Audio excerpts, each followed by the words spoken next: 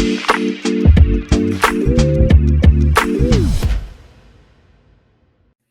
right, hello, and welcome back to another episode of the Chase Thomas Podcast, where I'm still the aforementioned Chase Thomas, coming to you live from Knoxville, Tennessee. I'm back after the longest break in between my podcasts, I think, in 7 years since I really started doing the podcast. Combination of a wedding that I may or may not. Oh yeah, for the folks on YouTube, yeah, check it out. It's done. The ring is on the finger. YouTube.com/. So it's now Mr. Chase Thomas. I guess that's right. It is. But the guy over there, down there in Tequila, Georgia, fellow University of North Georgia alumni, Matt Green, he was up in Knoxville, Tennessee last week. He and his lovely fiance, Tori, made their trek up to Knoxville, Tennessee for my wedding. Matt, good evening, sir. How are you? Excellent, sir. Yes, we made the trip. Congratulations, sir, to you and the new missus. Knoxville, it was an excellent time. I'll say that. Me and as a UGA fan, we had to be rocking our colors coming in because we left out super early, so we get there for the noon games. Had Aubrey's right across the street from our hotel. Very good. Sports bar. Bartender's name was Tori, so Tori was all about that. They were just having a great time with that. But yeah, I got to see the beatdown of South Carolina right there, right across from the hotel. And then we just toured around the campus, around the city. It's just I feel like I roll my eyes every time you're like, we're running through Knoxville, just best campus, all this, just it's a nice little town. It is a nice city. I enjoyed it. We went to, I just said it before the show, Holly's Gourmet Bakery Market Cafe. There you go. Excellent recommendation from one of your wedding guests. So it was a good time in Knoxville. Got some pictures in front of Neyland, in front of the Smokey statue. Tori gave it a solid thumbs down, but we were still there. Oh no! Did that to Smokey? Thumbs down? What did Smokey do? Smokey's a quality dog, but we got red and black running through our veins, man. You know how it goes. Well, speaking of, you were wearing the Georgia pin. You were out there classing up the joint on Saturday. That was the first thing I noticed. I'm like, he and Tori were color coordinating for the dogs, even in Knoxville. Not afraid of how that might look to go full Georgia red and black in enemy territory over the weekend. You know it, man. I feel like I got a lot of compliments at your wedding with that Georgia pin as well. There you go. Well, I'm sure on my side, half. Like, it's a very split, a very house divided family situation. Because I'm sure you met a lot of my family and a lot of Tennessee alums, and obviously my dad being from Knoxville, and all, like I said, my wife now being my wife is a UT alum. Her dad went to UTC, like all kinds of stuff, like Tennessee everywhere. But there is a lot of Georgia as well. But thank you, Matt Green, for coming up for the wedding, and I'm glad you enjoyed it. The weather was incredible, and it's been incredible for the honeymoon and getting away in our cottage in the mountains. It's been amazing. Outside of the broken foot, which was another reason that lots happened in my life in the last week and a half. Part of the delay because of why we didn't do this time last week's pod, the preview pod, week 3. We still have our picks that we'll go over, but I was not able to do the pod on account of throbbing pain in my ankle and lying on my back on the living room couch because broke my foot, it turns out, and will now be on the IR for 6 weeks as my foot heals. Matt Green. That's tough, man. But like I told you, man, the great ones play with pain. So, you had to play through the injury. Also, we got pulled over by the Tennessee State Patrol on the way up to your wedding. But your ceremony, your festivities got us out of the ticket. So wait, yeah, you're burying the lead here. Is this a real story? Real. Like, I don't even know where we would have been. I guess past Chattanooga, but it was like we were like an hour and a half away or so. And they're like, what are you doing up here? It's like, yeah, we're going to a wedding. So what time you got to be up there? And it's probably like 10:30 or so. I'm like, got to be up there by noon. Like, I'm stressing. And he's like, you can get to Knoxville by noon. Like that's only about, you're less than hour and a half or something. But I was going much faster than I should have been going. And Tennessee State Patrol, let us ride. I gotta thank the cute girl in my passenger seat. I'm sure it didn't hurt. So the blue lights and everything, you got pulled over here. What did they dock you at, Matt Green? How much? I don't know if I want to disclose. Okay, we'll save it off air. It wasn't triple digits, but okay. It was fast. We'll say that. Everyone, I mean, married life's gonna serve me well in a lot of ways, but one of which is that I'm already like a 65-year-old man, and I drive like a 65-year-old man. I think even at a toast, I think Corey mentioned that I am a terrible driver, and part of the reason they say I'm terrible is that I'm very slow, and I'm also not a fun person to be in the car with, because who I am in the car and what I listen to and how I approach the car is very different than I think what a lot of other people. I remember back when we were significantly younger and not in our 30s, I would it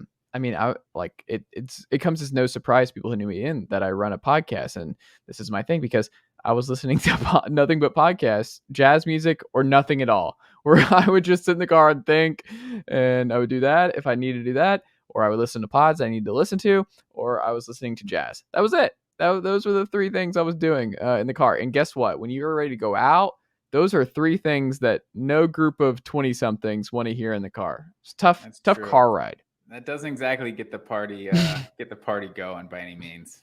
No. I think I'm an excellent driver. I like to go fast, you know. Do you?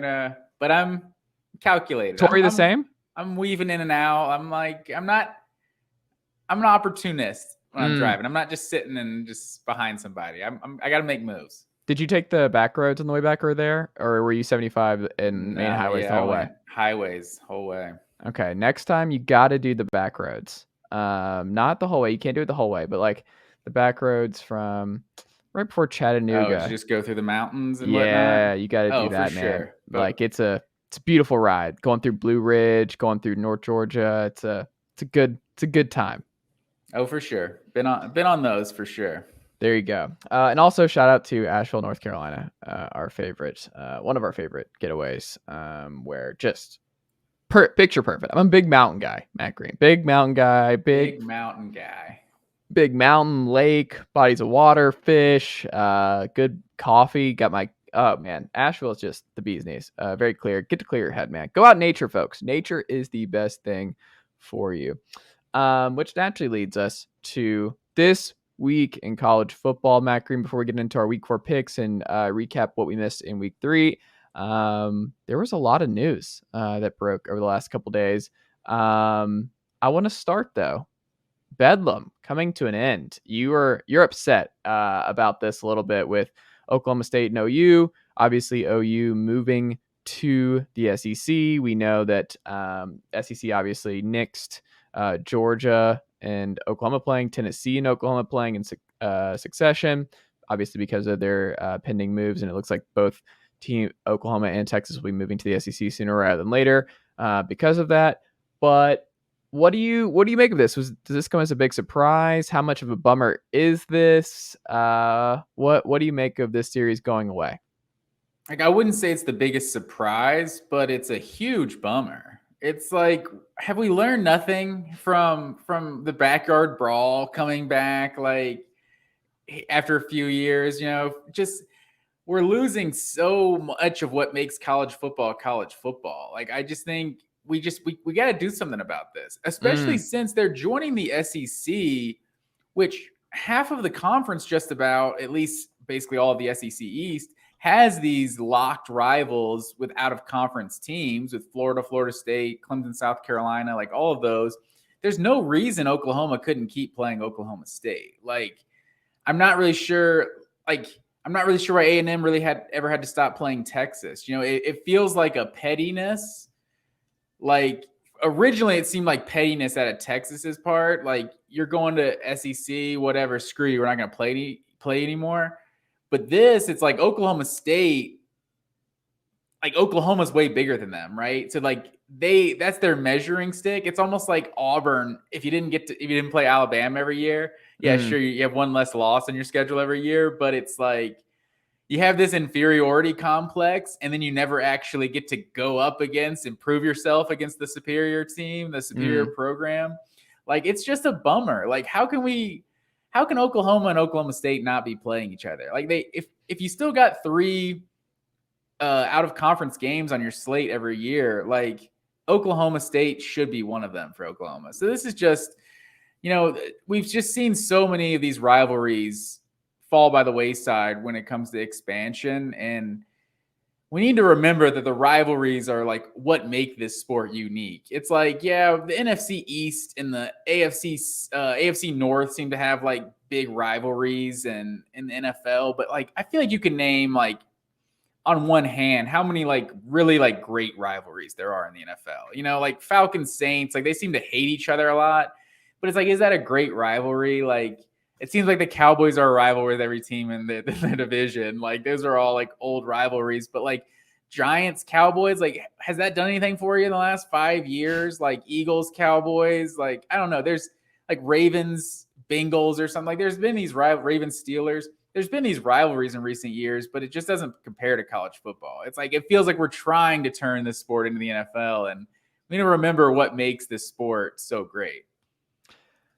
I'm just numb to it now. I'm just getting to the point where when I saw this, I was like, of course that's what they're going to do. And what I think that they would posit, though, if I had to guess because none of this is the conference. And I think that's important to remember, is that I think if you just ask the ADs of both schools what they prefer, they'd be like, yeah, we would love to keep this thing going because we're on campus. We know what the fans want. Like, they know the pulse of their fan base. They're like, yeah, this sucks for our fans. Like, we understand that, but we're kind of, our hands are tied with the networks and with conference expansion and where we're going, where it's like 9 conference games. Like, that's just where we're going when the SEC expands. And they're just, you're not going to do 9 SEC games and then another top 10 team perennially top 10, top 20 at worst, mostly these days with Mike Gundy on your schedule. That's a brutal 10 game slate.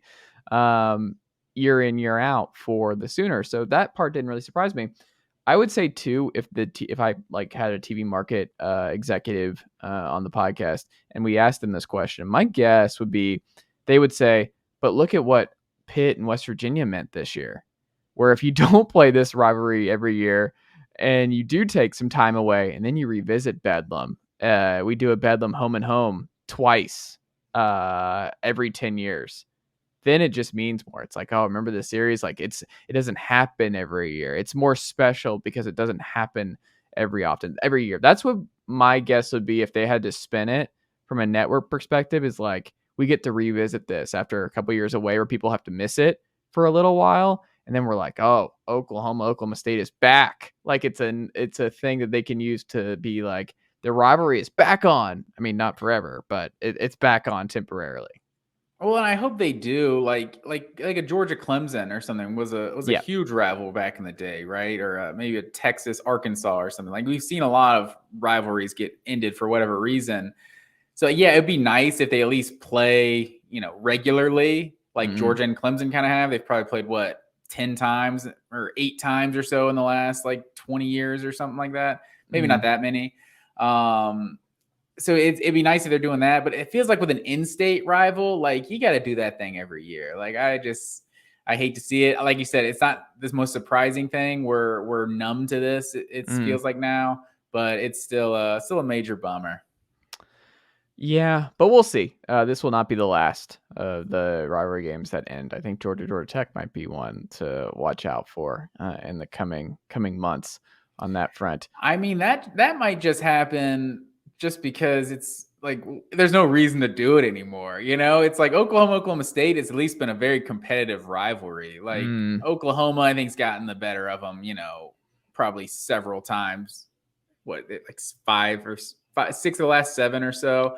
A lot more competitive, yes. But they're just way more competitive games. Like, Georgia Tech is just, but yeah, and you kind of alluded to the other part of this that I was going to get to.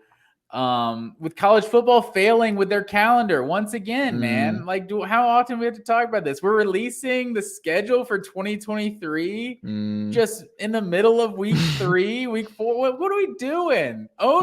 own the off season, get some headlines or something. Like it's a weird No time to be organization. talking. Yeah, it's a weird time. Like baseball makes sense. The season's going on for like 7 months. Like, oh yeah, middle of July. Oh, here's the schedule for next year. It's not that big of a deal. But yeah, it's just so random for them to go ahead and announce the 2023 schedule like third week of the season. Like, I don't know. Do better, NCAA, whoever the powers that be are. I guess that was just the SEC. SEC, come on, do better. Well, that's the whole thing. You just mentioned, you just illustrated the problem. It's just every conference and university just does their own thing. There's no uniformity. Everybody's just like, whenever they want to announce, they announce. Whatever they want to do, they do. Each conference follows their own rules. But yeah, Georgia desperately needed that Oklahoma game on the 2023 schedule. It's just, oh man, it's just You an got to read awful this off. schedule now. Are they going to reduce ticket prices? What do you think? Has anyone ever reduced ticket prices? Is that They a serious should. question? I mean, this is something I would press the AD about, Mr. Josh Brooks, I believe. I would press him if I was a reporter in Athens. I'd be like, "So are you gonna?" It's like tanking in basketball, where like if you're gonna tank, like we understand the logic there, but all right, well, tickets need to be $2 for a good Well, seat but to during. be fair, Georgia's scheduling a bunch of home and homes with big time teams. It's like the SEC asked them to drop this Oklahoma game off their Yeah, schedule, so it's a little different. I guess because which is fair. the But the let's run through the second one schedule was real going to quick. be in 2031. That's when they were going to have to come to UGA. So I guess the Yeah. SEC's like, you're never going to actually get this home and home series, so you need to just go ahead and end this one because they're keeping Texas Alabama on for next year, but because they're playing the second leg of the home and home. But yeah, you're going to go through the schedule. Yeah, real quick. You get UT Martin at home, you get Ball State at home, South Carolina at home, UAB at home, and then at Auburn, Kentucky at home, at Vandy, bye week, Florida, Mizzou.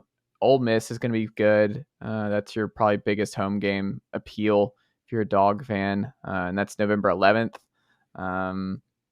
Tech at home, you're at Knoxville, obviously. So, like a home slate in terms of just home games, it's just that's a lot of money for season tickets for just a really, really weak slate. I think it was Graham Coffey who tweeted this, and I agree with this, where it's like Georgia has a chance of, I think, running into after 2023, where 36-0 in the regular season is a real possibility for the Dogs, which is just, I mean, a testament to what Kirby's built there. But it's absolutely in play. Like a 36-0 regular season slate from last year to the end of next season is absolutely not a crazy thought. Without a doubt. And I feel like it's going to be kind of spun into, well, yeah, if they have such a weak schedule every year, but like, let's not forget, like, they did open this season with Clemson last year, who had gone to 6 consecutive college football playoffs. Like, they weren't that good of a team last year, but they are still scheduling a bunch of home and homes with the Florida States and Ohio States, and Texas and Oklahoma were both included in that. But yeah, it's a bummer from a fan perspective. And I think and it kind of fuels Kirby's argument for wanting to get this Florida game on campus because there are not, I don't know 2023 off the top of my head if Georgia would be the home or the road team. I think they might be the road team in that one anyway.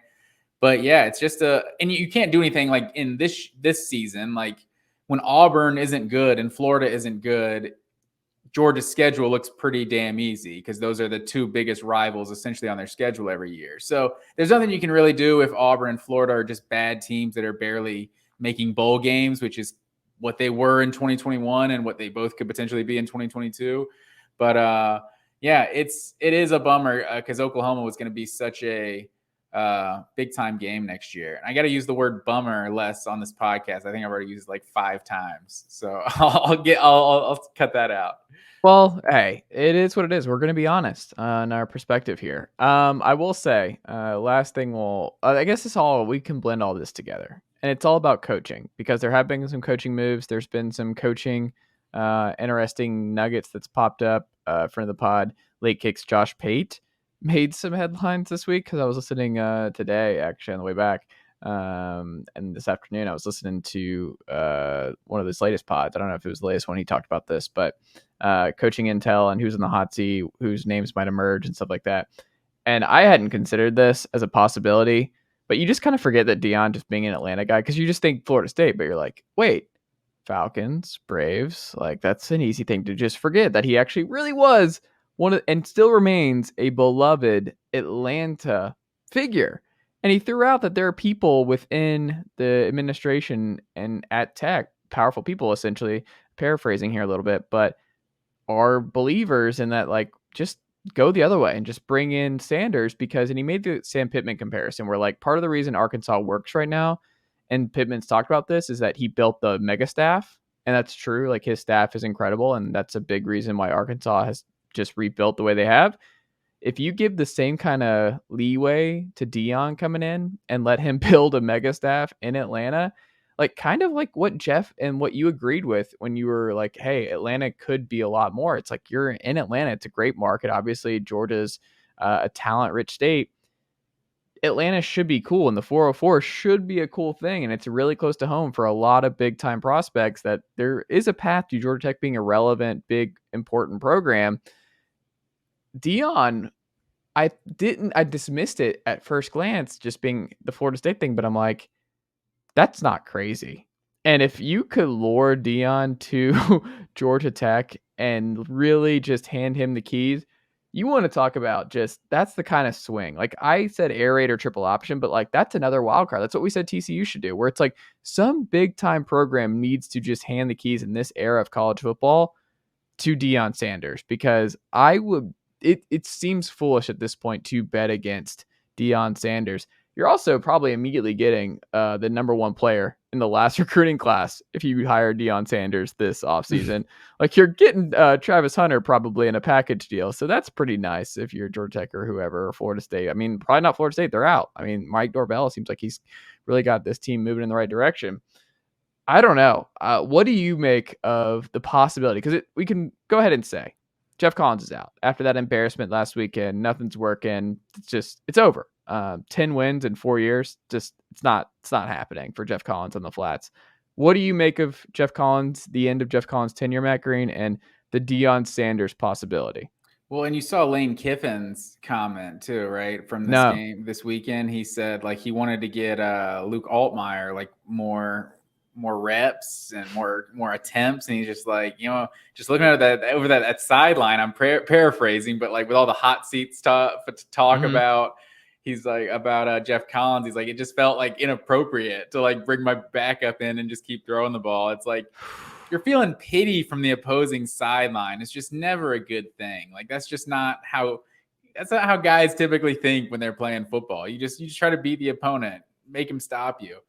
So that's a terrible sign. But in terms of Deion Sanders, so yeah, I agree. Jeff Collins is pretty much on his way out. But in terms of Deion Sanders, I mean, it would be a home run hire. I think there is some like validity in terms of like, because when it comes to like a coaching job, I feel like the two entities need each other equally, right? That's kind of why we talked about the Urban Meyer, Nebraska stuff. It's like they both desperately need each other. So it's like there might be something there. So it's like Deion, while he is this huge name and he's like creating buzz, getting 5 stars at Jackson State, there's still a lot for him to prove in the eyes of, the decision makers in college football, because he's only been a head coach for a couple years in college. So like there's still a lot, and he's at an HBCU. Like you might question the level of competition. Like maybe he's just getting more talent and out talenting everybody he's playing at that level.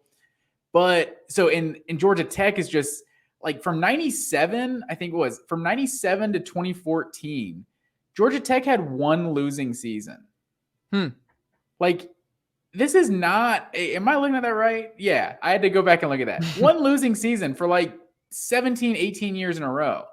The last 7 years, they have 5 losing seasons. Like, this isn't just some program that's just always been awful. Like, George O'Leary, was going to get the Notre Dame job for how well he did at Georgia Tech. You know what I mean? Like, even Chan Gailey was terrible, and he went to bowl games every year. So it's like Georgia Tech is just, like, I hear about the academics talked about all the time. Like, oh, we can't get good players. The academics are just too tough. It's like, well, you were a good program like a decade plus ago. Like, what happened to that? They weren't always this joke of a program. It feels like maybe Jeff Collins was just the guy they needed to kind of like, hey, we're not running the triple option anymore.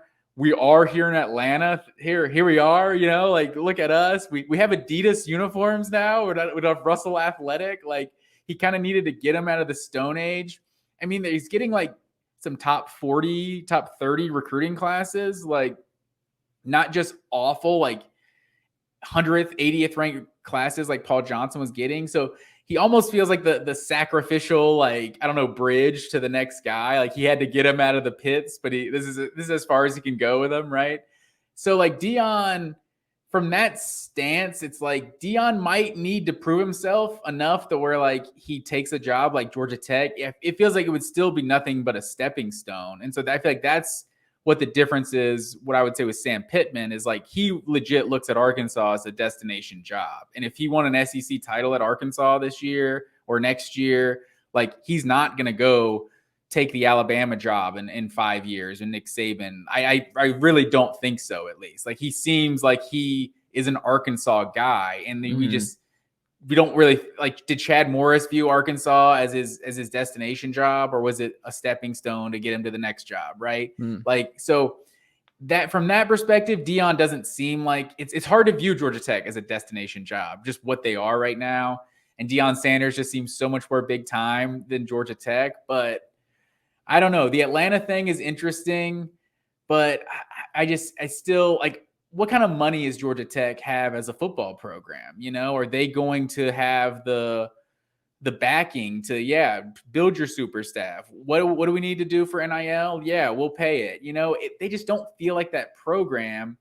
And Deion just doesn't seem like he's going to go to somewhere that's not just all in, invest in the program. And so the Atlanta thing does seem like a connection, but I don't know. It seems like if he had 2 or 3 more, maybe even 1 or 2 more good years at Jackson State, a bigger program than that might come calling. All that being said, it would be super cool, and that's what I'm hoping for. Of all the possibilities for Georgia Tech, like that would be cool for the sport. It'd be cool for the home state. Like I said, I have no idea if it would work. Like you made some great points on whether or not the buy-in and the money and everything else, but it would be cool. Also, Deion just staying at Jackson State's also pretty cool. Just doing what he's doing and doing just so much good for that community that's going through hell right now. I don't know. I think what he's doing and how much he cares, and just I really like Deion Sanders. So I think if he were to stay and just continue building what he's building, that'd also be super cool. But either way, I think that would be cool, an Atlanta homecoming of sorts at Georgia Tech. For sure. The guy is just like an infectious personality. Yes. He's just like, seeing him in person when he spoke at the College Football Hall of Fame, it's just like, I don't feel like I've ever seen a person like with that much charisma, like speak in person. It was just like, this guy, he's a superstar. He knows it. It doesn't even matter what he's doing. He's a superstar at it. Absolutely. Actual coaching changes though. Nebraska, obviously we talked about Scott Frost getting let go after the game last week. I guess a week and a half ago now. And then obviously we'll get into what happened in game 1 of his replacement taking over, who made another change this week after being the interim. I didn't know interims could make coaching changes, but the interim did make a coaching change with the defensive coordinator getting fired this past week after the result against Oklahoma. But the big 3 for Trevor Albers, it looks like, is going to be Bill O'Brien, current OC at Alabama, previously the head coach at Penn State and the Houston Texans for many years. Lance Leipold, who's doing wonders at KU, beaten West Virginia, beaten just who did they just beat? Beating West Virginia. Cougs too. And the Cougs, yeah. The Cougs as well. So big wins for them. And then Matt Campbell at Iowa State are the 3 that he is reportedly targeting, with Urban Meyer not being among the big 3 at Nebraska. Of those 3, Matt Green, who intrigues you the most, and who do you think they should pursue, in your opinion? I mean, I feel like Lance Leipold's the best coach, but I don't know. 2 years seems so easy or so early to leave for the next spot, but you had to assume Kansas is the guy really going to stay. I don't think Mel Tucker's regretting bouncing from Colorado after a year. That's fair. So I don't know. I mean, I think he's the best coach. So if they could get him, I think that's the way to go. Matt Campbell is obviously an interesting name. I feel like his stock, I mean, that could be kind of what we just talked about. Like his stock is not as high as it once was. So he was a guy who would probably has sights set somewhere higher than Nebraska if he wants to leave at all. He's a guy who might just want to stay at Iowa State forever. Who knows? But so maybe his stock being down a little bit makes Nebraska a little more of attractive of a job. I mean, there is for as much of the their history seems like ancient history. It wasn't that long ago that they were playing in conference championships, like in their final years in the Big 12 and their first few years in the Big 10. So they have a huge fan base that's just sells out every single game regardless. Although I think that streak just came to an end recently, but super loyal fan base. Apparently they have a lot of money if they're just willing to just throw away $7 million to fire Scott Frost 2 weeks early. So they clearly money is no object. So you know how much they care about football in Nebraska. So I don't know. It might be a better job than it kind of looks like to the mainstream college football fan. But if I had my choice, if I was Nebraska of those three, I'd go with Lance Leipold. I would just be nervous about Lance Leipold. Where I like him, I like Lance Leipold. If I'm Lance, I stay there for a little bit longer. You're doing the Lord's work at KU. The expectations could not be lower. You're already a hero. You've got time at KU. I get it. The resources, there are limitations.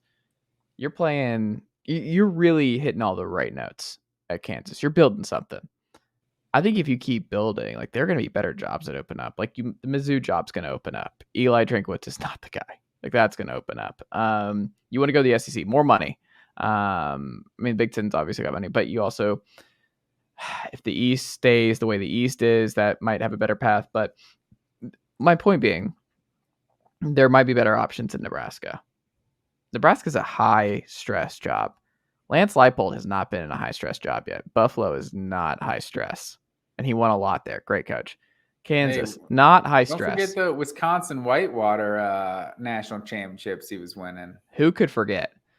And then you have Bill O'Brien, who obviously knows Trevor Albers the best of the three. They were an assistant at Georgia Tech together, or cross paths there years ago when Bill O'Brien was on that staff with not O'Leary, with I think Chan Gailey back in the day.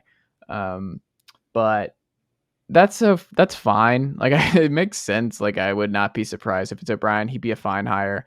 It would be okay. But of those three, I think Matt Campbell makes the most sense to me. Where I said on the pod, I think 2 weeks ago, where if I'm Nebraska and I'm Albers, we need to go back to the Bo Pelini special. We need to get to competence year over year. Don't worry about the flashy recruiting numbers. Don't worry about what we're going to bringing home the hometown Nebraska guy, doing this, that, and the other. Just bring in someone who, how, they have experience building a culture. They have experience just being competent year over year. He's a good name. He's not going to want to dart for another big job. Matt Campbell has stayed at Iowa State for a long time. Oh, you're talking about Matt Campbell. Yeah, if he makes the move to Nebraska, he's going to be at Nebraska for a long time. He is clearly a Midwest guy and has not jumped at a lot of other opportunities to this point. But to be fair, sounds like you're saying more in signability. You still think Leipold is the better option. No, I think it's I think Lance is the worst of the three, where I could see that bombing.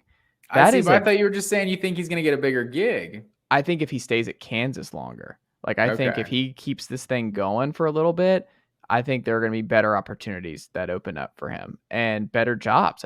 I would stay if I'm Lance. I think you can get a better job than Nebraska if you keep winning at Kansas. But Bill O'Brien, I don't think that's a dream job for him. Bill O'Brien does not strike me as a Nebraska 5 to 10 year guy if he gets you back. So I would stay away from that kind of guy right now.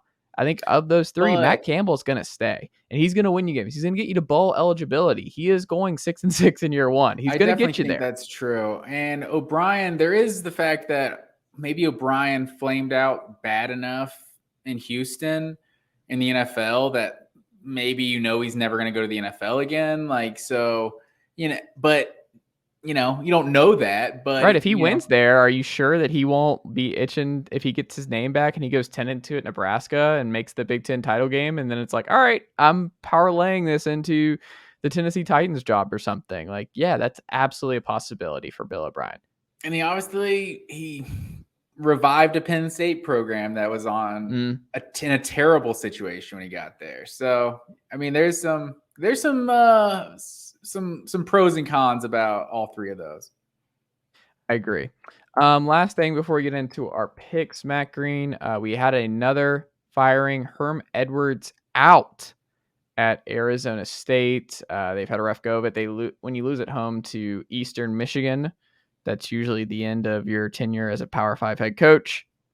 And that was it. Emory Jones did not save Herm Edwards' job down there in Tempe. Early names, what jumped out to me, you're not going to believe this, Matt Green. I think more older, established coaches who can tan pretty nicely are going to prefer Tempe than Lincoln, Nebraska, and that Arizona State head coaching target names that have popped up are better. You Matt think Arizona Rule, State's going to get a better? Is it a better job than Nebraska? I think it depends on the Pac-12. Let's wait and see what happens to the media rights and what they do, because right now we're getting the rumor that the Pac-12 might just go full streaming in this new rights deal, that it might go full Amazon. And if you do that, then like I don't know. I don't know what the money is going to look like, but that is what the most recent rumor is, that the Pac-12 is just going to go straight Amazon or a streaming service or something, which I don't know. We'll see. When I was watching that Thursday night game on Amazon, it felt huge numbers. It felt like, you remember when Parks and Rec, when they go into the future and they're talking about like Verizon, Taco Bell or something, like that's what it felt like. I'm like, I just leaned over. I'm like, imagine like 10, 15 years ago telling someone you're watching the NFL game on Amazon. You're like, what the hell are you talking about? It's just what a world we live in. Absolutely. But, I don't know. We'll see. But Matt Rule, like Urban's a legitimate possibility at Arizona State. Like that is something you could absolutely see. But I feel like with Herm Edwards, yeah, they weren't good on the field, but he's getting fired because of the off the field stuff with the COVID and everything. Like it's got to be the main reason he's being fired. So I don't feel like you can follow up a scandalous off the field coach with another scandalous off the field coach. It's almost like when you have an offensive guy and things don't work out, you go with a defensive guy as the next coach. Like they need to hire their Mark Richt here coming in next. Like clean things up. I don't know who that is. Brian Harsin.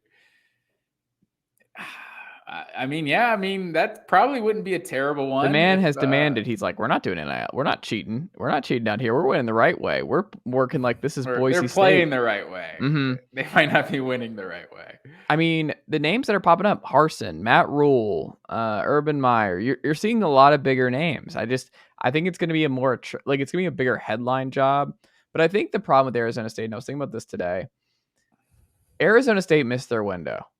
USC was down. You look at the Pac-12 the last couple of years, that was their biggest recruiting edge, was that Clay Helton was not bringing in the talent that the Southern California area was accustomed to. Like kids, just 5-star kids are everywhere. Oregon didn't just seize the conference like they should have. Arizona State had a window because that is a fun party town. It's not far for a lot of those Southern California parents to go watch their kids. Like Arizona State had a window to really take hold of the Pac-12 while USC, UCLA, Cal, Stanford, Arizona, a lot of these schools were down, and Arizona State was okay, but they didn't fully take advantage of this conference. Jaden Daniels never got quite there with this group, and I don't know. I wonder where Arizona State fits now going forward. I mean, we'll see what their next hire is, but it also turns out that hiring your best friend or a close friend as AD can backfire sometimes with Ray Anderson and Herm Edwards. So that had to be awkward and tough to fire your one of your close friends. We just saw that at Mizzou, I think, with Quanzo Martin as the basketball coach and the current AD there, who I think were super, super good friends and had to part ways this past offseason. But I don't know. Either way, very intrigued by what happens at Arizona State. Didn't even let him get off the field. There I mean, you I guess go. that's speculation. Do we know that that's the conversation they had? He was fired right then and there. It looks like it. I don't know. We'll probably get a story on that. We'll get a long form story on that at some point. Matt Green. Where are we going next? Let's hit our pick'em from last week. How do we do? Because I'm not sure how we ultimately did. Am I still in a resounding lead, Matt Green? Where are we at? I would say you still got a solid lead overall, but I actually took the lead against the spread, making the people money. The important stuff. You can Right. have the fun win-loss, but I'm about making the people some money. So, Mm. so last week I was 7-4 against the spread. You were 5-6, and overall I had a strong 8-3 overall, my best week of the season. But you followed it up with a solid 7-4. You didn't lose too much ground. So. On the season, you still lead 27-9 overall. I'm 22-14. And then I am 18-16-2 against the spread, and you are 17-17-2. So right there, just got one game lead on you against the spread. What you got a solid 5-game lead on me overall. And then Zeus took the LSU Tigers, got his first win of the season, home dog of the week. Took care of business against the Mississippi State Bulldogs. That was a game where it kind of like the Mike Leach stuff we always talk about. You don't know what Mississippi State team you're getting week in and week out. Going into Death Valley, doesn't really matter how good you are. It's a tough place to play, and LSU looked a lot better this past week. Absolutely. Well, we'll see where we're going this week. I feel pretty good about this week's slate of games. This is gonna be a strong weekend, Matt Green. And excited to get into it. So our week 4 picks, Matt Green. I have a hunch as to where we're gonna start here. Yes, sir. We got to start at College Game Day, the site of game day this week. Florida Gators coming into Knoxville. Tennessee Volunteers are a 10.5-point favorite at home. So, a little background here for the listeners. Florida has won 16 of the last 17 in this series. Last 4, they've won by over 23 points per game. But it feels a lot different this year. Right now, Anthony Richardson has still not thrown a touchdown pass through 3 games. He has 4 interceptions and 2 tackles on the season, but still hasn't thrown a touchdown.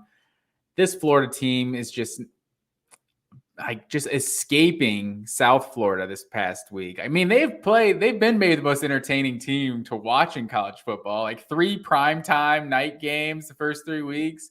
All of them came down to the final possession of the game. And Florida found a way to win 2 of them. But this team just does not feel very good right now.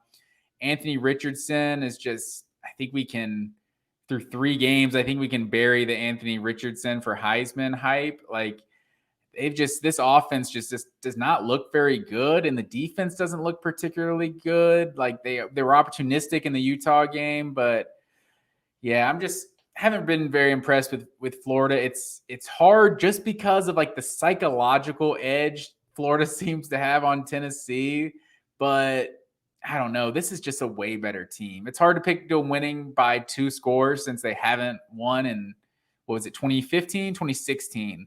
I want to say 2016. It was 2016, Alvin Kamara. Yeah. So it's been a while. They blew it in 2015. I don't know if you remember. I think 2015 was the Callaway game. Yes. Okay, yeah. So that's a while ago. There's how many coaches that 2 coaches will go for Florida, and at least is that 2 coaches will go for Tennessee as well. But yeah, Butch Jones versus McElwain in that one. So that's a long time ago. This Tennessee team just feels so much better than Florida, and it's either going to go 2 ways. I could see Tennessee either winning a shootout and we have like a 48-41 type game, or I could just see Tennessee just absolutely blowing the doors off of Florida, and this one's over by halftime. So I think Tennessee is going to take care of business and win this one big. I was not expecting you to go this way. I like it. I don't know which Anthony Richardson touchdown pass this season has been your favorite. Oh, yeah, man. He's getting tackles though, so you gotta respect that. He's an athlete. Something else to note, Ventrell Miller is a game-time decision. Linebacker, very good linebacker for the Gators in this one. Him being out would be a rough blow for the Gators if he is not able to play in this one. Here's the thing. Like, it's terrifying as I listen and read different pieces on this from the national media on this game where 10.5 was high. Like, I thought it was going to be like 6.5, 7. And 10.5, here's the thing. And national media is doing this where there is no reason for Florida to win this game. There's no reason. And you mentioned like the two ways, either Tennessee wins a blowout or it's a back and forth like 45-41. I think there's two outcomes. But the ones that I see is either a Tennessee blowout or this is like 17-14 in a Florida win. Like a turnover kind of game. Where this is a ugly game where Florida's defense too. plays the game of their life.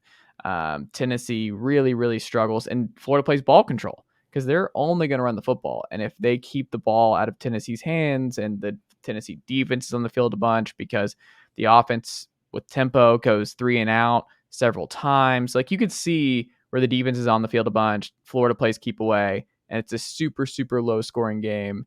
And I'm losing my mind in the building, and every Tennessee fan just like throwing up and on the sideline because it's like 7-6 going into the fourth quarter, and Tennessee has like 8 minutes of possession in the game. You could see that kind of scenario. That being said, Gators linebacker Amari Burney says, quote, "We're going to have a very good game plan for Tennessee quarterback Hendon Hooker. I can't give away too much." I don't know. You know what this is starting to sound like, Matt Green? Like I said all year, and this is what I said before the season. We saw Spencer Rattler, and you got to see it up close and personal this weekend as the Dogs really, really ended the Spencer Rattler revival train in Columbia. What people thought Spencer Rattler, Will Levis, Anthony Richardson could be is what Hendon Hooker and Stetson Bennett actually are, where they are these efficient college football SEC machines. They are now like he's not even been at his apex this year. He's struggled. And struggle is relative to Hendon Hooker, where he's missed a lot of balls. Like he was missing some easy gimmies to Cedric Tillman last week. He was missing some gimmies. Like he's been a little inaccurate. But a little inaccurate from Hendon is still just like he's not doing any turnover-worthy plays. He's not limiting the offense. He has, and this is from Peter Burns. I didn't even realize it was this bonkers. Since becoming the starter, Hendon Hooker has 42 TDs and 2 interceptions. That's insane. The man is incredibly efficient, completing 70% of his passes, even with being a little bit off. Cedric Tillman, maybe just having as a receiver, just one of the best in the country right now. My thing with this group, there's no reason if you take the Florida, like the Gators helmet logo off and you just call them another team, everyone would say, "Oh yeah, Tennessee's winning by 30 plus." Like if you just look at the numbers, you look at the stats from both teams, you look at the players, everything else, and you remove all history from this rivalry, there is no reason Tennessee should not blow out Florida at home. There's none. And yet we're all nervous. It's the weirdest thing because there's nothing about Florida right now that indicates they can stop what Tennessee is at this point. And Tennessee is a top 10 program in the country. And if you want to really get into that point where you are going to seriously challenge the Bamas and the Georgias of the world, you have to curb stomp Florida here. Like there's a lot of pressure on this program to win big. I don't think you can just win low scoring in a dogfight like you did against Pitt. You need to win big. This is like one of the biggest statements. There are so many big time recruits in Knoxville this weekend that, man, this is the moment. You need to blow them out. That's where I disagree. I think this is without a doubt the most important game of Josh Heupel's tenure. Like I think this is a true like must win. Like that term gets thrown around all the time, but because we all the context we've talked about. Like if you don't beat Florida now, when are you going to beat them? Like this is. You're at home. You're clearly there in year one of a transition, new coach. Like this is the time to get them. But I don't part of disagree with this. I don't think you have to beat them big because you've beaten them once in the last 17 tries. Like a win is a win, and it is huge for Tennessee football, like regardless of what happens. So I think I like the fact that Tennessee had that game versus Pitt. Like if they were coming off 3 cupcakes to open the season, Florida's your first real taste of Power 5 football, and a Florida team that's been tested in every game so far. Like I could see an advantage there. Florida's played a bunch of competitive games so far, but they have that game with Pitt that was as competitive as it was. I think with the home crowd, I just don't see any way Tennessee loses this game. I will say, and this is an important variable, Cedric Tillman's probably not playing. I don't know if you knew this or not. No, I was not aware of that. He got hurt in, I think it was the second quarter on Saturday, where he got banged up. He got rolled up on his ankle, blocking downfield. And I forgot who it was who ended up scoring on that run. But he gets... he's blocking and he just gets kind of chopped by his own guy at the pylon. And his ankle's been like, I don't think he's practiced this week. And Ramel Keaton has been running with the ones all week. So he's highly questionable, but he might go. He's just, if Cedric Tillman goes, he is not the same Cedric Tillman, which is, again, the most Tennessee thing of all time is Cedric Tillman just not being able to play in the biggest game in Josh Heupel's tenure. But so his status is Dan Lebitard for this weekend? I don't get it. Oh, I get it now. Highly questionable. But no, I think that's huge because that's one thing I was gonna say. Like even when Florida's had their bad years, like it seems like they always have that like elite corner on the outside that can shut down the best team's receivers. So without Tillman, they don't really have that right now. So without Tillman, like that was a big advantage Tennessee was going to have. So, I mean, I think they should still, Heupel does enough with this team offensively that I think they should still outscore what Florida's been doing. But this is definitely a must win for Tennessee. All right. So we're both taking Tennessee to win and cover here. Yes, Where are we going next, Matt Green? Next, what do we got? We got Clemson at Wake Forest. And Wake Forest is a 7.5-point home dog. And like Wake Forest is an interesting team, right? Like their offense is obviously dangerous. But I mean, this team was a 2-point conversion away from losing to Liberty last week. Like as unimpressed as I've been with Clemson, there's no way that Wake Forest can keep it that close with Clemson, right? Like, I mean, how big of a home field advantage is this really? Like, no disrespect to our Winston-Salem listeners, but what does that stadium hold? Like 20,000? Like, this isn't – Clemson's not going to be afraid of this atmosphere. 7.5. Well, I don't feel great about it just because, I mean, they have scored like 40 in each game, even though the Georgia Tech game didn't feel like a 30-point win. They played around with them for 2 or 3 quarters. But so this offense still leaves something to be desired, but I think Clemson should take care of business. I don't know if you knew this or not, Matt Green. This has been a pretty lopsided rivalry, if you want to call it that, over the years. I would have guessed it. Well, Clemson has beaten Wake Forest by an average of 38.5 points per game the last 4 years, Matt Green. Whew, is that bad? It's pretty bad. There's something that Clemson knows, and I think I saw this stat too, that Clemson has signed more 5 stars than Wake Forest signed 4 stars last year or something, where I believe it. The talent differential, as much as our important significant others love Sam Hartman and what he's doing in the black and gold year over year. Just you, man. Just you. They have a terrible matchup with Clemson for whatever reason. Like these games are not going well for them. This is my lock of the week, Matt Green. Give me the Tigers to win here and win big. There's something about it in the water with this Wake Forest Clemson matchup where it's like the talent of Clemson and everybody they have, they just overwhelm this Wake Forest team. And I don't see it. For whatever reason, Wake Forest can use their magic on all kinds of teams around the ACC and everywhere else. But like you said, the Liberty matchup and how that ended, but just can't do it. I think Clemson plays 2 quarterbacks, and they both put up a lot of numbers on another weak Wake Forest defense, and Wake Forest's front 7 and complicated defense just gives Wake in their, let me do this nicely, gimmicky offense all the problems in the world. For whatever reason, I think Clemson is just never phased by what the Demon Deacons and the claw offense is throwing at him.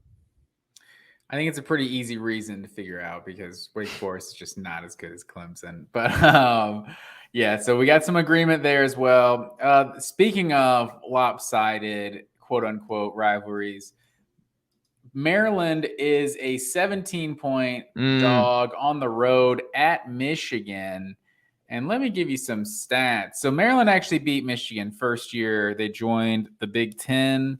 Since then, 6 straight wins for Michigan by an average of 33.6 points per game. They are just absolutely annihilating the Terrapins. Won 59-18 last year. Just beat the brakes off them. That was at Maryland, too. I don't necessarily know that this offense is more explosive yet with J.J. McCarthy, but at the very worst, it's exactly as good as it was last year. And I don't think there's any chance that that Maryland hangs with them at home. So, maybe Michigan comes out sleepy with this noon kickoff, but it is big noon. So I guess we got Gus Johnson and crew there. So Joel Klatt.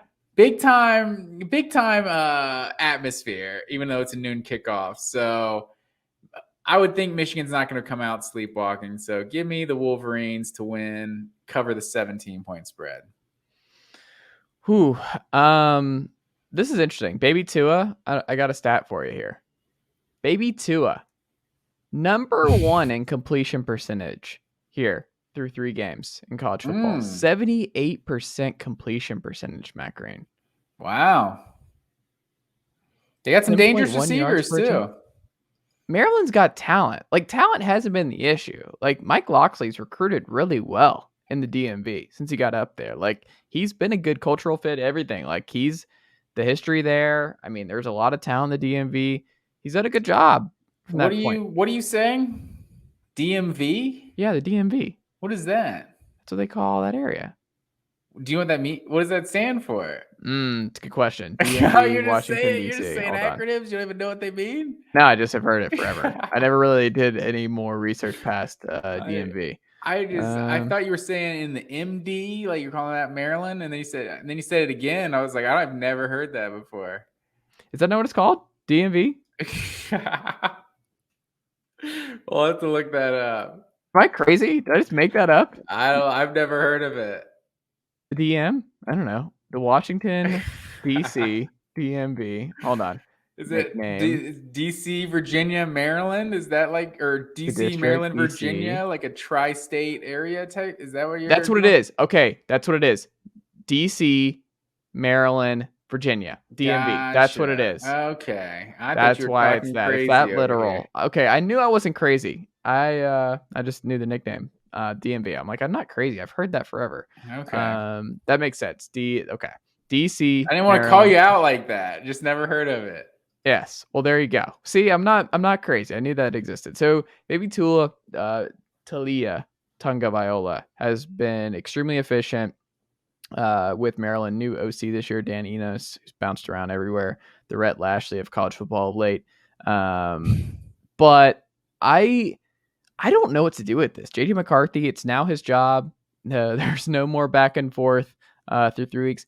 Michigan hasn't played anybody. Like, this is the little thing here where it's like Michigan had 3 just absolute cupcakes here. They have not been challenged the least bit.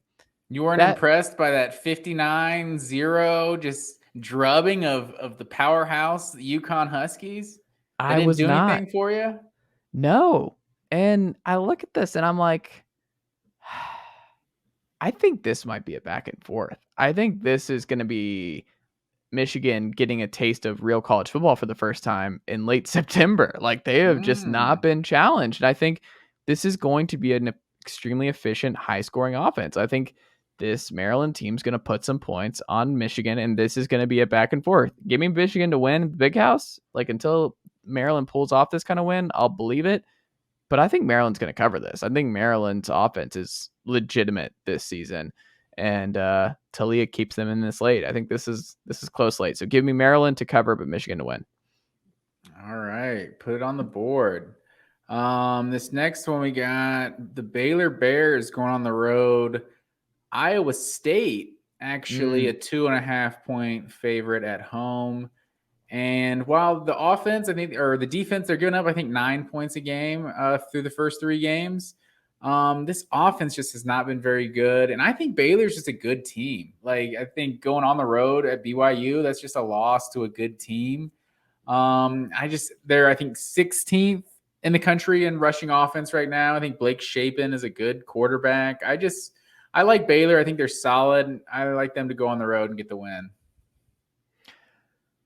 Interesting. So the Clones have been slept on a little bit this year, Matt Green.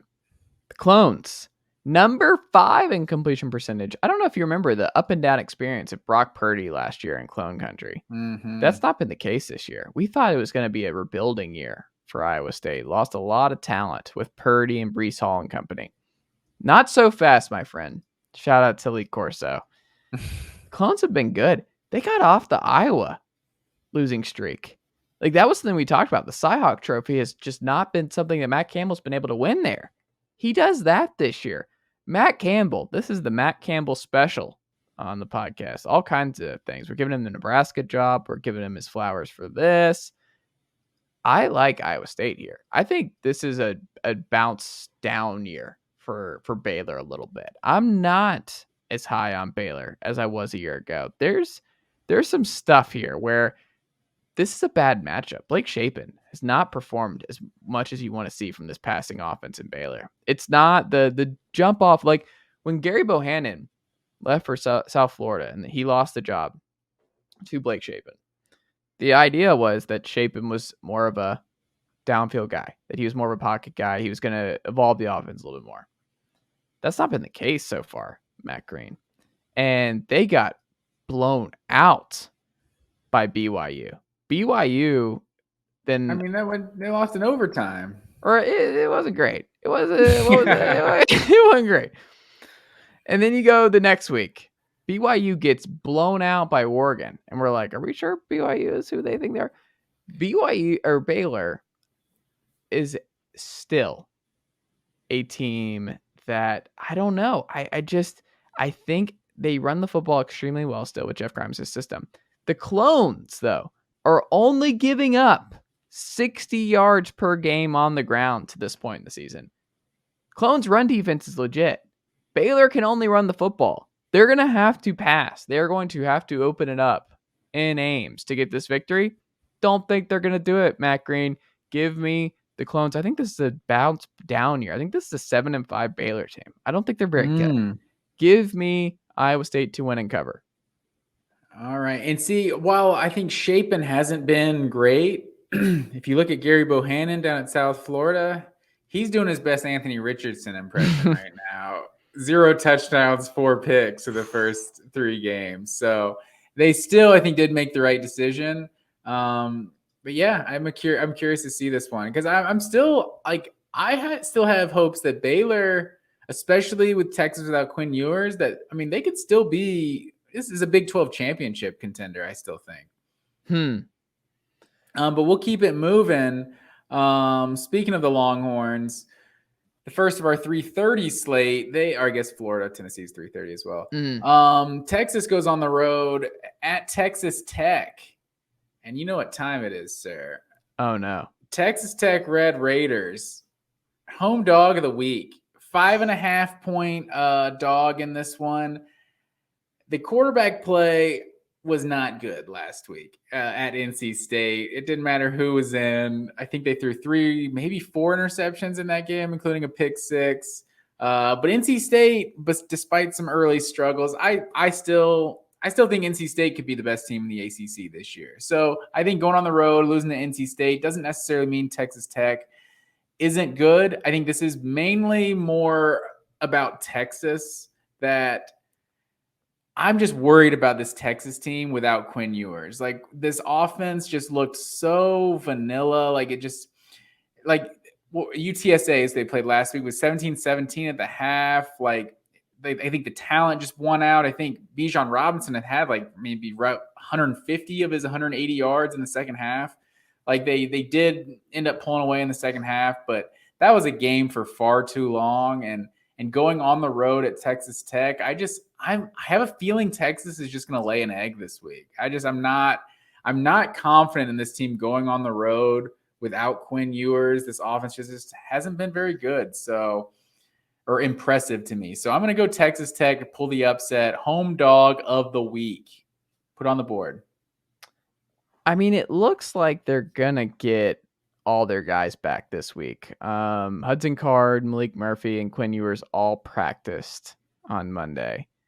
And it looks like Ewers isn't back, though. It looks like there's a strong possibility Ewers returns Saturday. That would be a game changer because I think this offense is dynamic with Quinn Ewers back there. But it was Alabama. They were playing with Hudson Card in, and he looked hobbled as well. But I don't know. Just last week was a very He had no brace on. I don't know if you noticed last week, Matt Green. Quinn Ewers, no brace last week. The man is superhuman. They thought he was going to be out 4 to 6 weeks. No. Quinn Ewers, the mullet man, it has some mystical powers here, maybe. I think Quinn Ewers starts here. The legend continues. But I will say, Texas Tech is back to who they were. Number 4 passing offense in the country. Joey McGuire brings in, what was his name? What is his name? The Western Kentucky OC from last year who turned everything into with Baylor Zappi. They bring, what is his name? I cannot remember his name off the top of my head. I think it's Keedy. But there's another part to this, which is they're 125th in turnover margin. Their quarterback throws picks, 7 picks through 3 games. Texas this defense is legit this year. They're going to force some turnovers in Lubbock. Texas probably going to get Quinn Ewers back this week. The turnover margin is a problem. The Red Raiders have gotten lucky to this point, not letting it up in their season because they're still number 4 in passing offense. I don't trust teams with that kind of turnover margin issues. They're one of the worst turnover margin teams in college football. Give me the Longhorns to win here and cover. I think teams like that don't travel well. But I think at home, who knows? And it's like I said, it's more of an indictment on what I've seen from Texas so far. I'm just questioning the performance they're going to put up. But can I hedge my bet here? Like if Quinn Ewers is playing, like I'm picking Texas. You can't do it. No, you gotta go into. No, you already put it in because you're saying like you're going into it like, hey, it's a possibility he plays. It's a possibility he doesn't. He's a game time call. They're very uninspiring without Quinn Ewers. With Quinn Ewers, I feel like they could be the best team in the Big 12. But without him, they just, I don't know. But yeah, let's go with it. There's still quarterback questions, so I don't know what we're going to get from that position on Saturday. So yeah, I'll put it on the board. I'll put Texas, home dog of the week. Okay. Keeping it moving, we got Notre Dame going on the road. Finally, Marcus Freeman got in the win column. They're going to Chapel Hill, and North Carolina is a 1-point dog. And I got a stat for you in this game. Notre Dame has scored 55 points this season through 3 games. North Carolina scored 56 points against Florida A&M and scored 63 points against App State. So they had 2 separate games where they scored more points than Notre Dame has scored all season. And I'm confident the North Carolina offense is going to show up, and I'm not confident in what we're going to get out of Notre Dame. I would assume we're getting Drew Pine after he got all the snaps in the week 3 win. But it's still uninspiring, really. Like Notre Dame just has not looked good in any. I mean, I guess the Ohio State game they didn't look that great, but it's Ohio State, so you kind of took it with a grain of salt. That they hung with Ohio State, so there must be a pretty good team. But the last 2 weeks they have not looked good at all. I think North Carolina playing at home, I think they're going to put up some points. So I feel like 1 point was not enough to really call them a home dog. It's basically a pick 'em. Feel like it would be a weak home dog to pick. So I'm not going to call this the home dog, but I am going to take North Carolina. Oh, wow. You're going North Carolina here. Drake May, really confident. Like the dude's making enemies right away in the state of North Carolina. Did you see what he said this week? I I feel like I did, but I can't remember. What was it? He was just like, well, we all know. We all know. He did the classic like broad strokes here. He's like, we all know. People are saying that if you can't get into North Carolina, you go to state. I'm paraphrasing there, but just really throwing shade at the Wolfpack family and university that they are the backup school, and that it's like if you want to, like everybody wants to go to North Carolina, like you want to go there, but if you can't get in, you go to state. Yeah, because I saw multiple headlines this week that was like so and so in college football, like so and so apologizes for this, and Yes. someone else apologizes for that. It's like, what's happening in college football right now? This is why a lot of teams don't let these players talk. And these just like, this is why you don't put a freshman in front of a microphone. Yeah, exactly. But yeah, Drake May, who's also, we should mention, been awesome. Like UNC must see television. Mac Brown has done the Lord's work, bringing back Gene Chizik to run that defense, and the offense is dynamite. North Carolina as a whole is dynamite right now. They might be the college football capital for entertaining television. Look at this, Matt Green. You ready for this? NC State, fantastic, undefeated at this point. Wake Forest, undefeated at this point. UNC, undefeated at this point. NC State, one loss, only two UNC beat A&M. There is something brewing in the state of North Carolina in terms of college football, Matt Green. Duke, undefeated to this point. Mike Elko, immediate turnaround at Duke.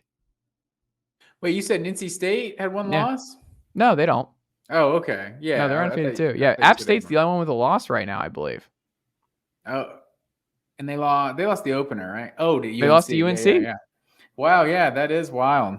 North Carolina, the college football capital where I just came from. Beautiful, beautiful state.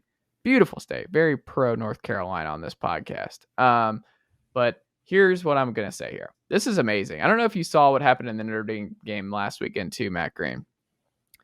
I did. Who did they play again? I forgot already. I did too. Why am I blanking on it? But I did see the game. Cal, yes. And another it was not an inspiring performance against Cal. They did not look good. They also had their offensive coordinator, Tommy Rees, go viral for really getting upset with backup quarterback Drew Pine for not being good at his job as the backup in this game against Cal. Somebody on Twitter did before the Drew Pine got yelled at by his OC stats and after Drew Pine got yelled at by his OC stats. So before the viral video, 3 completions, 8 attempts, 38% completion percentage, 19 yards, 0 TDs, 3.2 yards per attempt. Putrid gets the Cal Golden Bears.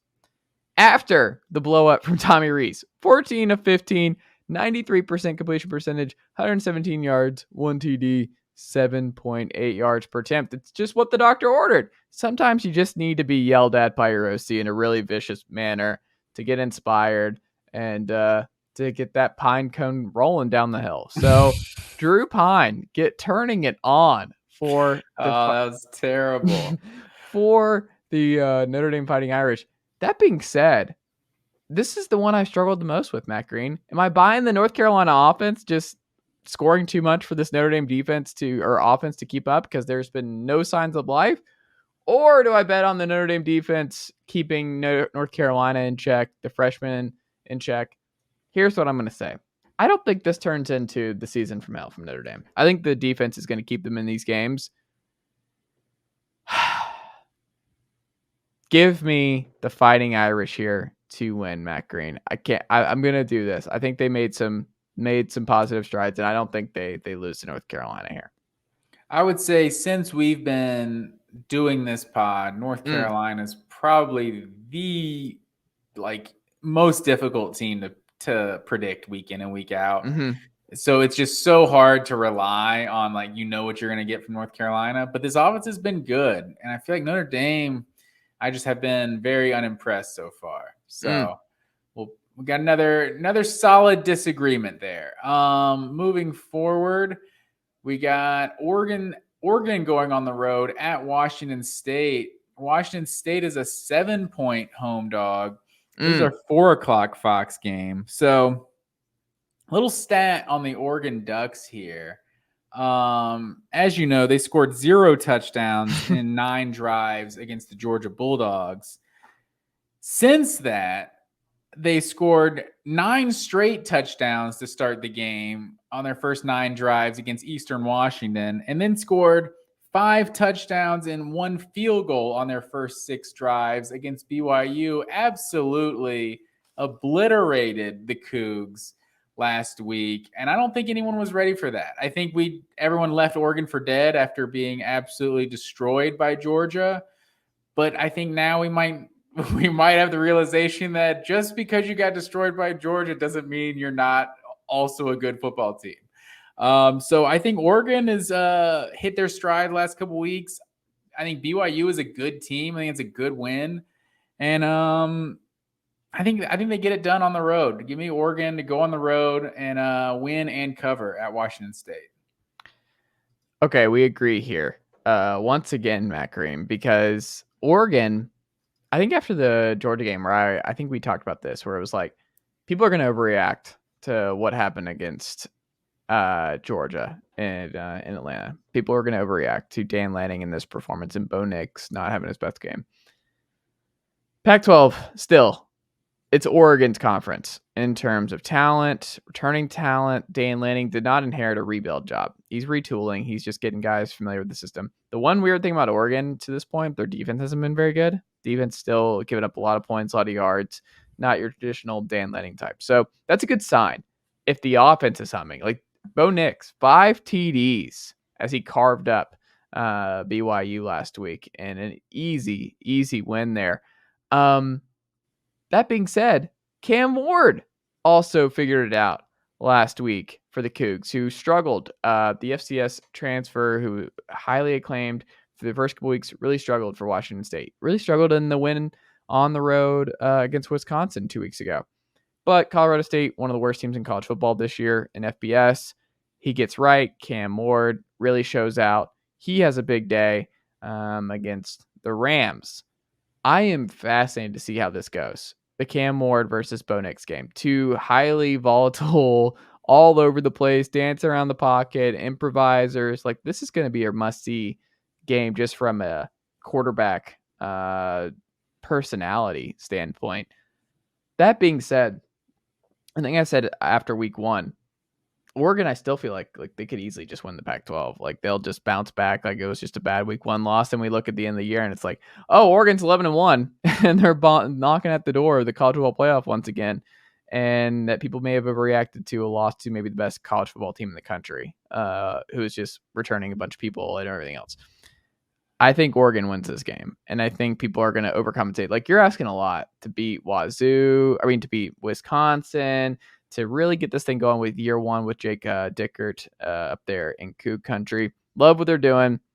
That being said, I think Oregon has figured some stuff out. I think the defense gets better. They have a good game here against Cam Ward, and the Ducks roll and cover. Yeah, I mean, I think it's still possible that we could look back at the end of the year and Oregon might be the best team that Georgia plays the entire regular season. Like, I would say Tennessee ahead of them. But I'm just saying, like, Oregon, they could easily find themselves up in the top 10. That could be their only loss of the whole season. So, I mean, Tennessee's schedule is much more difficult than Oregon, so they could have 2 or 3 losses and still be a better team. But like, I didn't leave this Oregon team for dead, I think, after 1 week, like I think a lot of people did. But yeah, keeping it moving. We got some agreement there. We're going to Jerry World. The Arkansas Razorbacks are a 2.5-point dog against the Texas A&M Aggies. Oh, and we didn't touch on this. This was my green line stat of the week. Okay.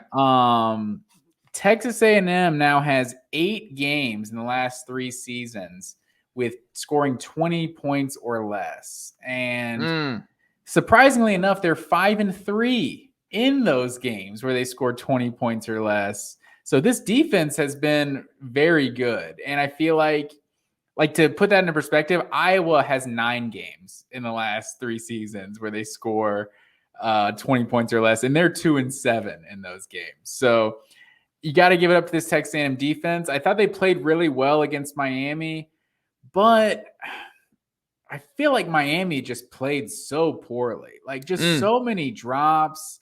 They scored what? It was 17-14, was that? Or 17-9 was the final score. Like they scored 2 touchdowns, and one of them was a 20-yard drive after that muffed punt in the first quarter. So like the offense still has done nothing really. Like it seemed like it wasn't as bad with Max Johnson, but he was far from spectacular in that game against Miami. So I wasn't really sure how much of it to like credit the Texas A&M defense and how much Miami just seemed to beat themselves. Like even the 4th and short there at the end of the game, just wide open across the middle, guy just drops a ball right at his chest. So I think this A&M defense is good, but this was a potential trap game for Arkansas. Other than the fact that it's a huge game going to Jerry World, but we got at Alabama coming to Arkansas next week.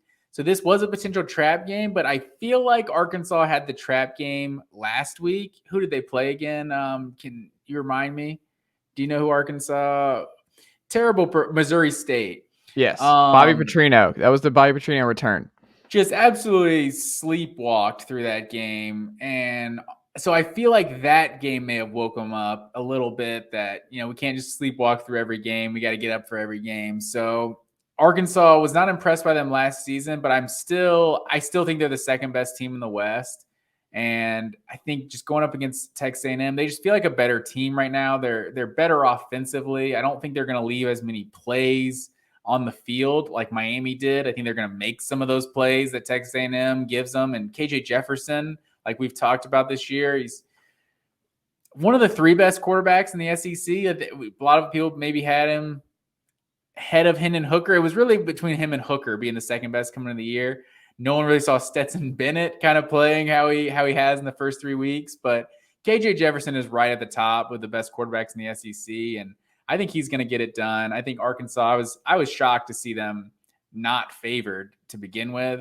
So I'm going to go with the Hogs to get it done.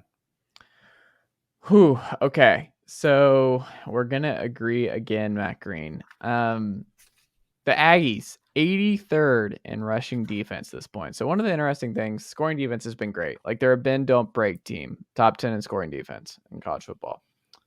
A lot of talent there, keeping them in games with the offense just being awful. Haynes King's been atrocious. Like, we'll see if Max Johnson, your boy, comes in and just gets them a little bit more competent, takes the easy stuff. JD Piquel of On3 had a really good explainer of like why the time is now to flip from Haynes King to Max Johnson. And I fear his analogy was basically like, he used a car analogy, and essentially it's just like he's going to drive the car. Like Max Johnson's going to get the car where it needs to go. Haynes King, you're like, we're going to take some side routes. We're going to maybe go a little bit too fast at points. You're just not sure where it's ultimately going.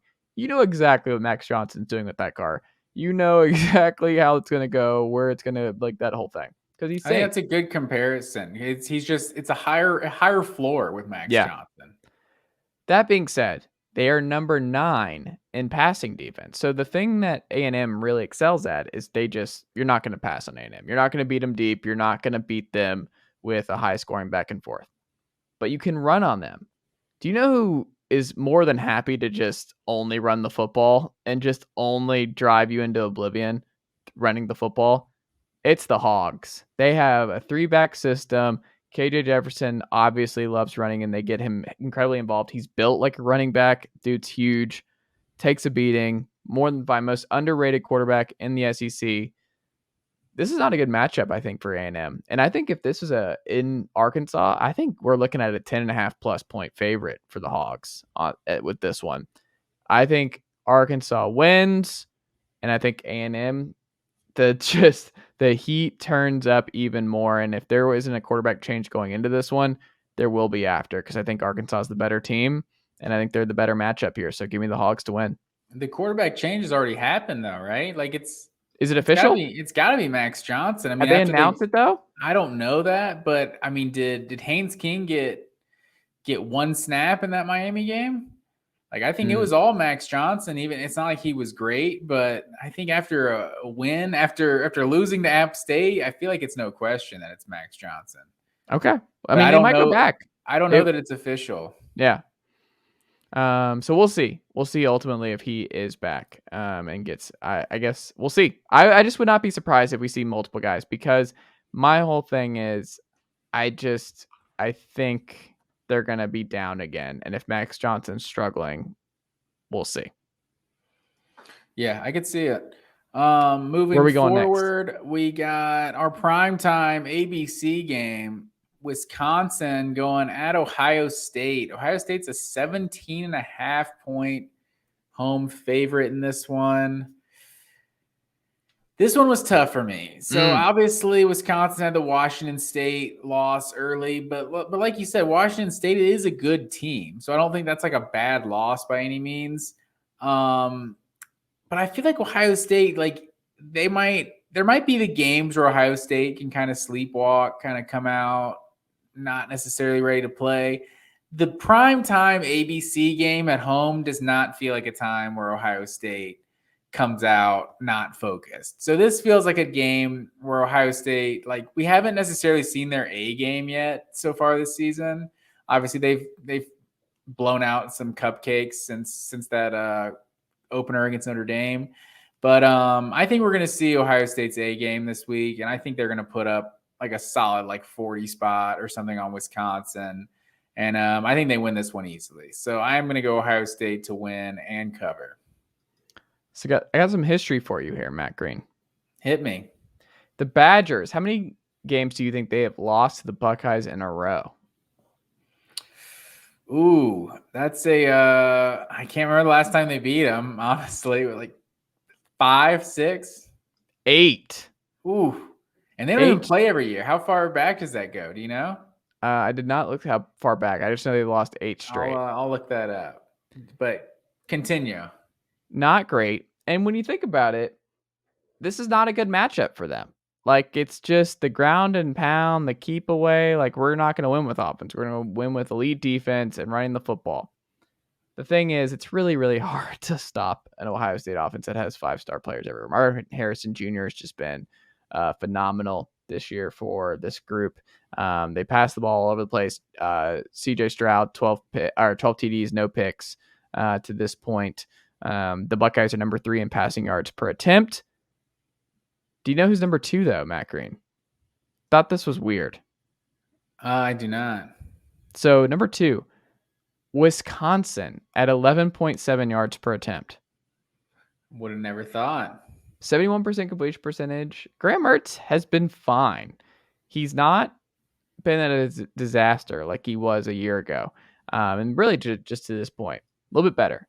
That being said, still really hard for me to see Wisconsin going on the road to Columbus and getting this dub. I think the Buckeyes are still just going to score too much. I don't think Wisconsin can get in a back and forth with the Buckeyes. And the Buckeyes, when they find themselves in trouble in the regular season of the Big Ten, it's against Iowa on the road. It's against Penn State on the road. It's not in Columbus in September. This is just, I don't see it. I don't see the upset potential. So give me the Buckeyes to win and cover here. So I'm going to take you back. I'll write that down. We got to go back to 2010 is the last time Wisconsin beat Ohio State. You want to guess who the quarterback was? This is impossible. I don't even think you remember this guy. I know you're going to hit me with like a Jim Sorgi or something like that. I'll just give it to you. You want to guess? when was it? 2010? This would have been what, right before Russell Wilson or right after? I think right before Russell Wilson. Let me think. I don't think you're going to come up with this guy anyway. I'm going to tell you.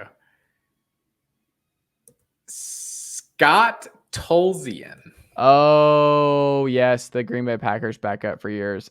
Is that right? Yeah. So I do not remember this guy.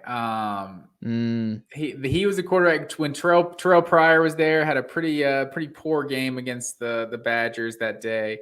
John Clay and James White had a big game for Wisconsin. But just looking at this 2010 Wisconsin team, This is incredible. And they didn't do it, so they're not the answer to a trivia question, but they have to be the closest team to ever come to doing this. If Monty Ball had 4 more yards that season, they would have had 3 1,000-yard rushers on one team. John Clay with 1,012 yards, 14 touchdowns. Monty Ball with 996 and 18 touchdowns. James White with 1052 and 14 touchdowns. I've never heard of a backfield having 3 monster seasons like that. Like, that's just that's absurd to me. So, and then Scott Tolzien still a solid 16 to 6 touchdowns to picks that season. So this team went 11-2. This is the year they lost to TCU in the Rose Bowl. But yeah, just absurd. When I just a little deep dive into 2010 Wisconsin there. Man, well, there you go. There you go. Ohio State, though, we got them both on the board. Mm-hmm. So then the next one, we got Kansas State going on the road to Norman, Oklahoma. Sooners are a 13-point favorite at home.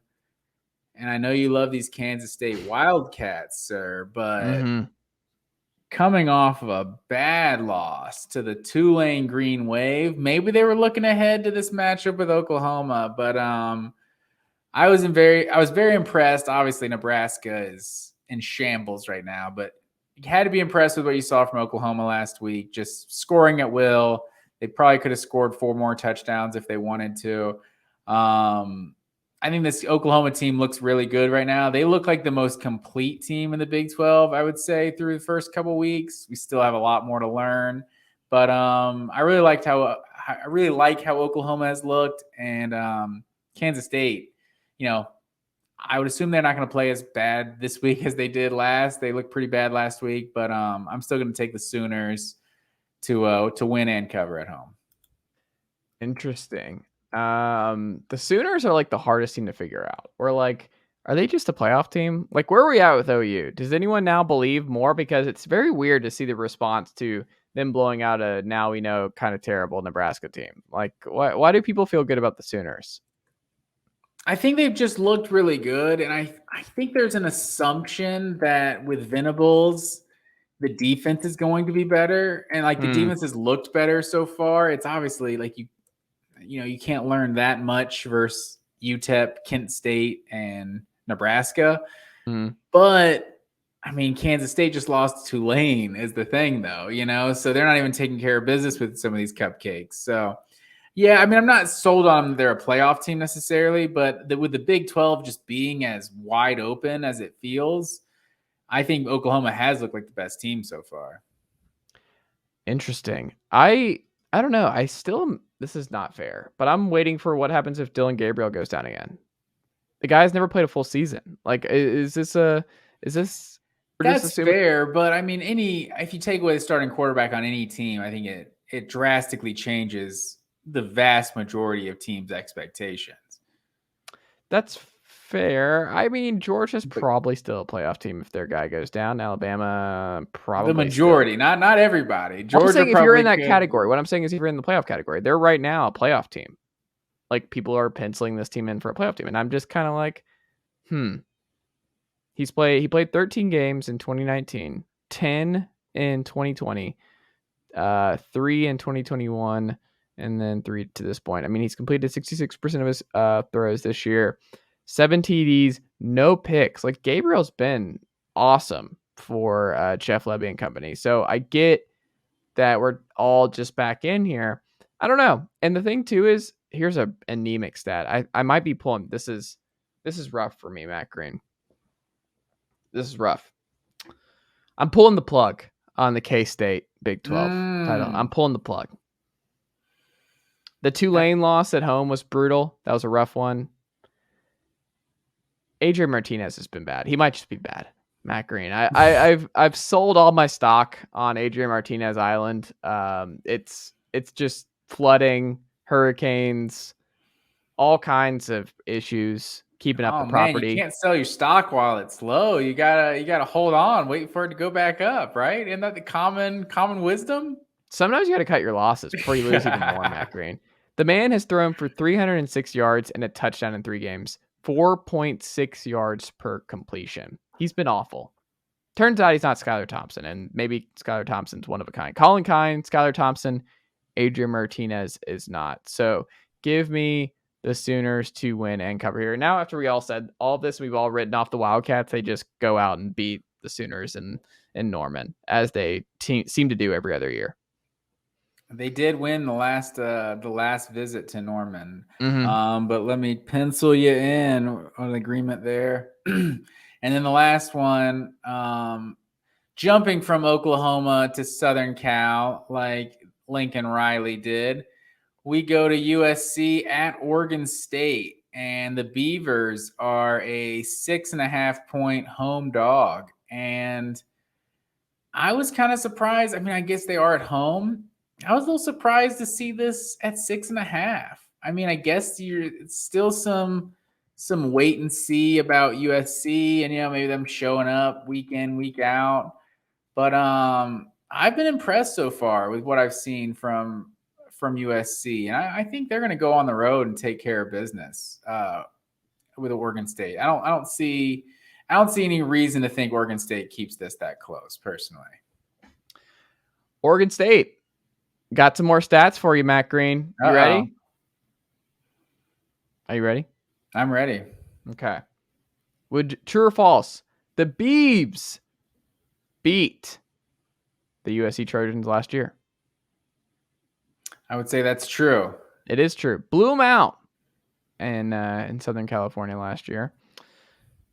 Last 10 games between the two programs, USC's only 6-4. Matt Green. It's not like a dominant situation here. Like, the Beavs have held their own in this series. Oh, it's a new era, though.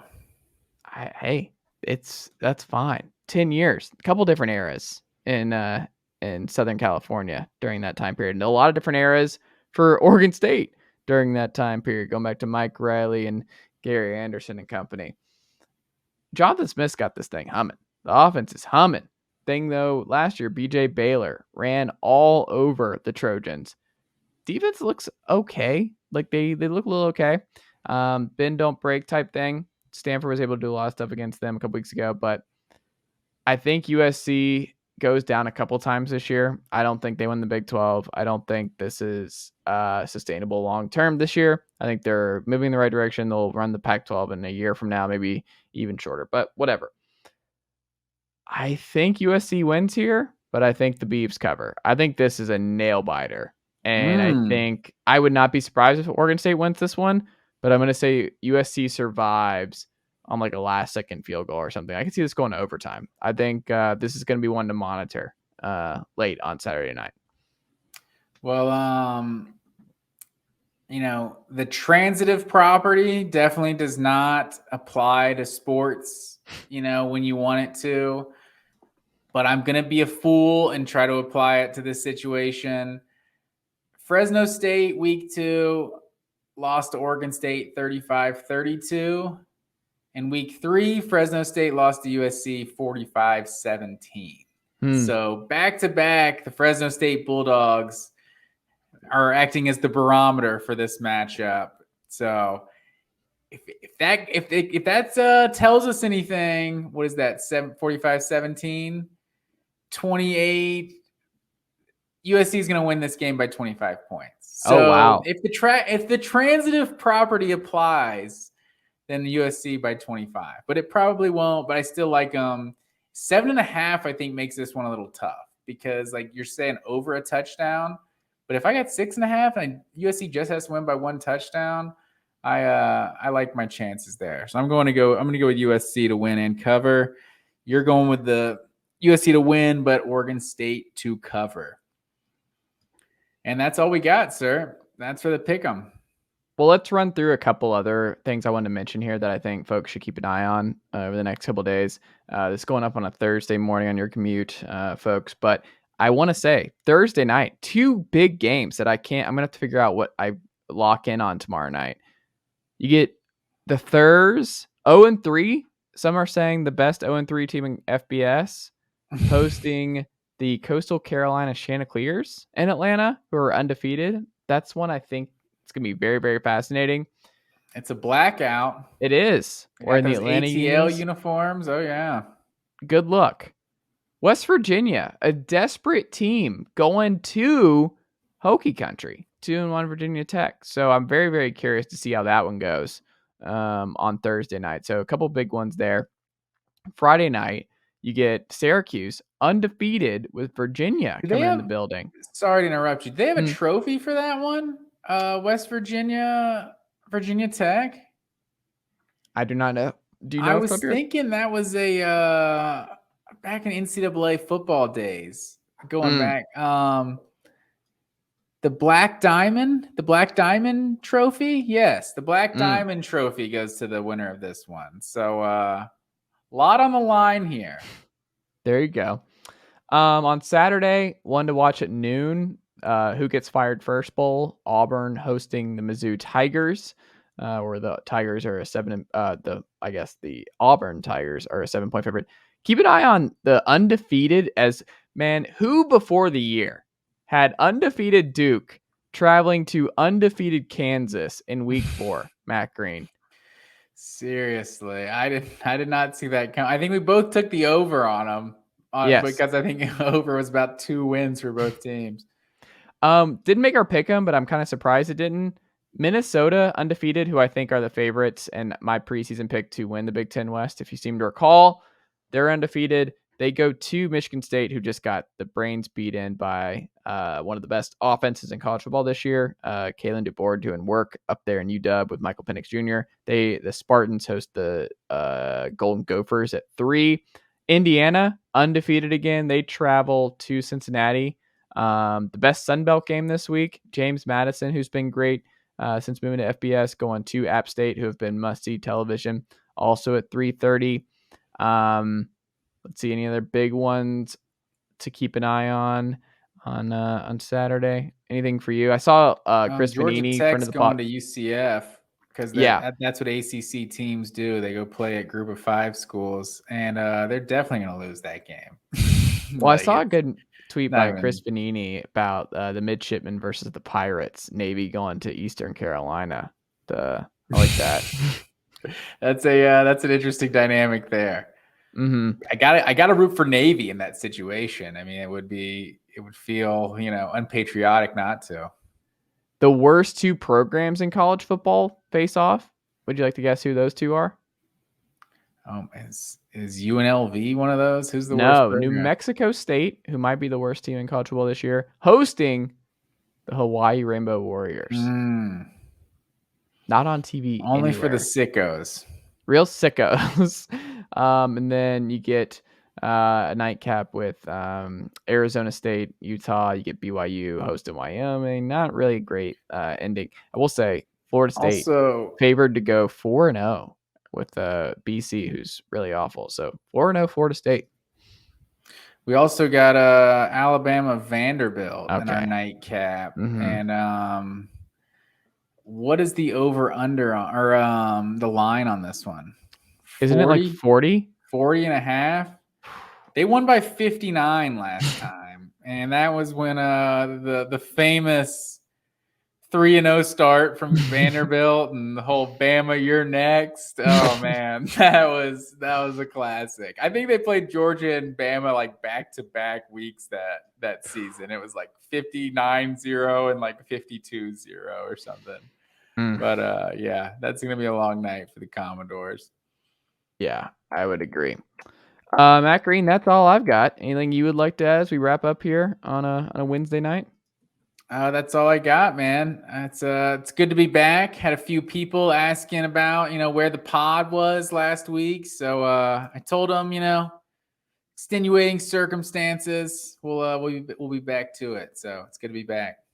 Yeah, no more broken feet and weddings to preclude me from doing the pod. So we're back, normal schedule, each and every day, daily show here on the Blue Wire Pod Network. So we're back in rhythm for the rest of the college football season and beyond.